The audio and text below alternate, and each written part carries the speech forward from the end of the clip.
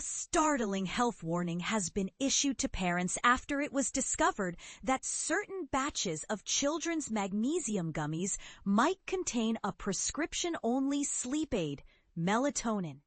This revelation raises significant concerns, especially given that melatonin is not listed anywhere on the packaging of these gummies. The affected product, Kids Magnesium Glycinate Gummies, produced by Nutrition Ignition, is marketed to support calmness, focus, and digestion for children.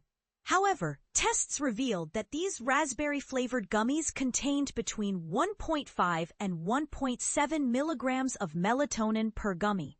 To put that into perspective, the typical adult prescription dose of melatonin for issues such as severe insomnia or jet lag recovery is around 2 milligrams, while children prescribed melatonin usually start with a 1 milligram dose, possibly rising to a maximum of 5 milligrams daily.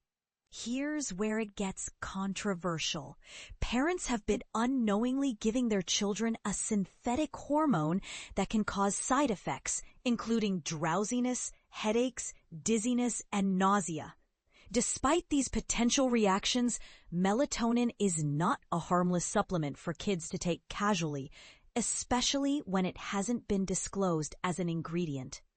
The Medicines and Healthcare Products Regulatory Agency, MHRA, has taken prompt action, working with online retailers to remove all listings of these gummies and advising parents to stop administering them immediately. They also recommend safely discarding any remaining gummies. The MHRA emphasizes that if any worrying symptoms occur after a child consumes the gummies, caregivers should seek medical advice. Notably, melatonin is typically recommended only for short-term use, up to about 13 weeks, and it can take up to 2 hours to start working. The National Health Service, NHS, warns that prolonged use might require professional support to discontinue safely. Adding to the complexity, melatonin should be avoided by people with certain medical conditions, such as autoimmune disorders, seizure disorders, or depression. It also has potential effects on blood sugar levels, making unsupervised intake particularly risky for some children. Given this, should parents be more cautious about over-the-counter supplements labeled for kids? And how should regulators better protect consumers? The MHRA has clarified that while consuming higher than expected melatonin doses is unlikely to cause lasting harm, since the hormone is usually eliminated from the body within 12 hours, the gummies must now be classified and regulated as medicines rather than dietary supplements. This shift means stricter safety controls and clearer labeling requirements.